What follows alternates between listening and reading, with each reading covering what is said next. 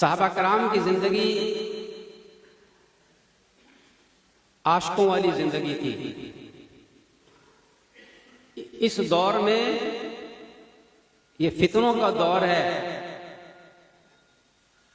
आशिक बने बगैर हम सुन्नतों पे अमल नहीं कर सकते।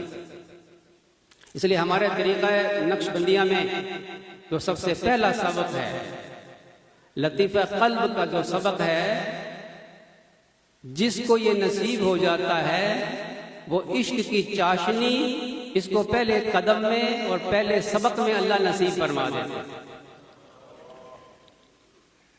हमारे मशाइख की एक करामत है, कहते हैं ना लोगों के नज़दीक करामत ये है कि पानी पे चलना करामत है, हवा में उड़ना करामत है। हमारे मशाइख की करामत ये है कि हमारे मशाइख जिसके क़ल्ब पे उंगली रखकर अल्लाह अल्लाह की ज़रब लगा देते हैं, उनका मुर्दा दिल जिंदा हो जाता है। उनकी सोहबत में बैठने वाला महरूम नहीं रहता, उनकी सोहबत में बैठने वाला अल्लाह का आशिक बन जाता है।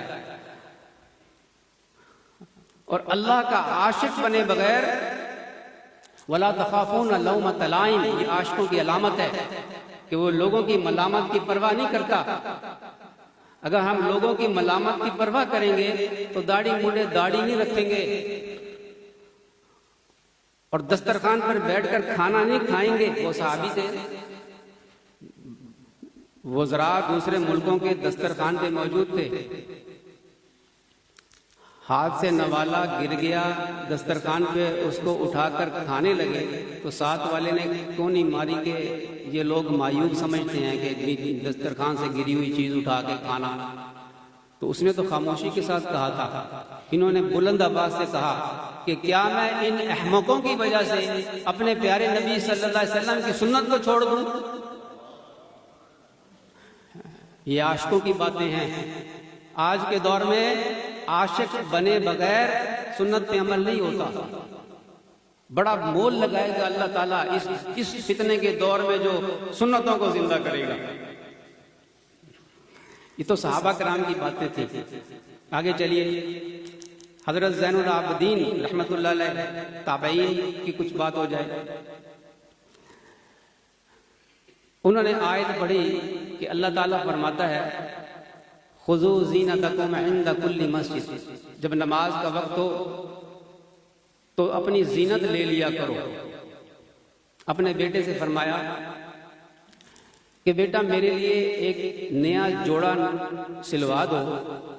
मैं ये देखता हूँ कि जब मैं रफ़ा हाजत के लिए जाता हूँ तो मक्खियाँ गंद पर बैठती हैं और फिर मेरे कपड़े पर आकर बैठ जाती हैं। तो वो इतनी सी जो मक्खी की नजासत कितनी होगी, वो मक्खी आकर बैठ जाती है। और अल्लाह फरमाते हैं खुज़ू ज़ीनतकुम इंद कुल्ली मस्जिद, जब नमाज का वक्त हो तो अपनी जीनत ले लो, तो मेरे लिए एक जोड़ा सिलवा दो, वो मैं नमाज के वक्त पहन लिया करूंगा। बेटे ने कहा कि अब्बा जान, नबी करीम सल्लल्लाहु अलैहि वसल्लम ने तो ऐसा नहीं किया। वो तो जिस लिबास में रफ़ा हाजत के लिए जाते थे तो उसी लिबास में वो नमाज पढ़ते थे। फरमाया अच्छा फिर रहने दो, फिर रहने दो। ऐसे आशिक थे। वो साहिब किताब लिखते हैं, मोहम्मद बिन अब्दुल वहाब शरानी रहमतुल्लाह अलैह, वो फरमाते हैं कि बेटे की बात ठीक नहीं थी। किस एतबार से? इस एतबार से कि नबी करीम सल्लल्लाहु अलैहि वसल्लम के कपड़ों पर और जिस्म मुबारक पर तो मक्खी बैठा ही नहीं करती थी। लेकिन हजरत ज़ैनुल आबिदीन रहमतुल्लाह अलैह का मिजाज देखें कि जब नबी करीम सल्लल्लाहु अलैहि वसल्लम की बात सामने आ गई कि अल्लाह के नबी सल्लल्लाहु अलैहि वसल्लम ऐसा नहीं करते थे, जो लिबास जिस लिबास में रफ़ा हाजत करते उसी लिबास में नमाज पढ़ते थे, तो फिर अगली बात नहीं कि अल्लाह के नबी के अगर तरीका है तो बस हमारा भी यही तरीका है। माशाअल्लाह। आगे चलिए, हमारे सिलसिले के हजरत मुजद्दिद अल-फिसानी रहमतुल्लाह अलैह,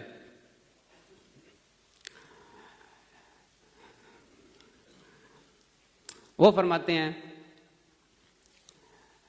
कि 10 साल तक मुझ पर इल्हामात, मुकाशफात और वजद की कैफियत, मुख्तलिफ कैफियत, हालात मेरे ऊपर बहार के बादल की तरह बरसते रहे हैं। अल्लाह ने जो काम लेना था लिया। अब तो दिल की वे ख्वाहिश है कि अल्लाह ताला शानहू इस फ़कीर के ज़रिए से किसी सुन्नत को ज़िंदा फरमा दे। एक मरतबा एक चिश्ती सिलसिले के एक बुज़ुर्ग हाज़िर खिदमत हुए। साहिब करामत बुज़ुर्ग थे।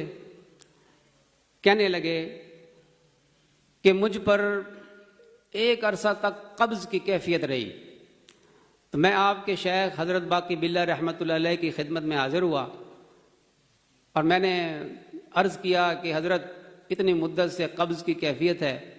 तो हज़रत ने तवज्जो फरमाई, मेरी वो कैफियत दूर हो गई, कब्ज़ बस्त में तब्दील हो गई। तो अब हज़रत तो तशरीफ़ ले गए और अपने मुरीदों को, अपने खुलफा को आपके हवाले फरमा दिया है, तो अब आप भी कुछ इनायत फरमाएं। हज़रत मुजद्दिद फ़िसानी रहमतुल्लाह अलैह ने फरमाया कि भाई हमारे पास तो सुन्नत के अलावा कुछ नहीं।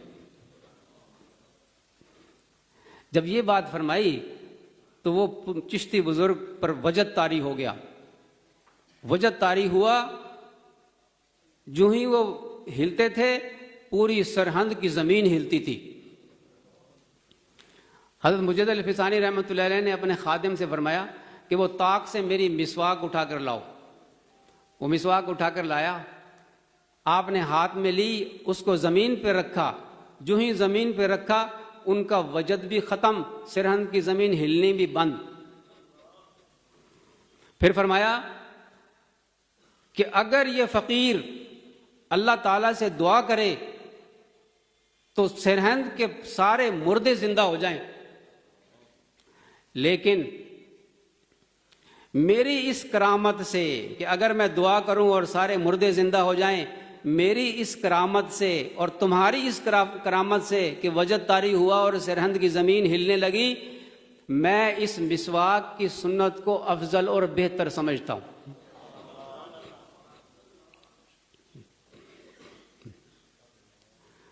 तो एक मरतबा फरमाया कि मैं उलूम ज़ाहिर की तरफ मुतवज्जह हुआ। मैंने चारों फ़िक़हें पढ़ी, हदीस का इल्म हासिल किया, तफसीर का इल्म हासिल किया, फ़िक़्ह का इल्म हासिल किया,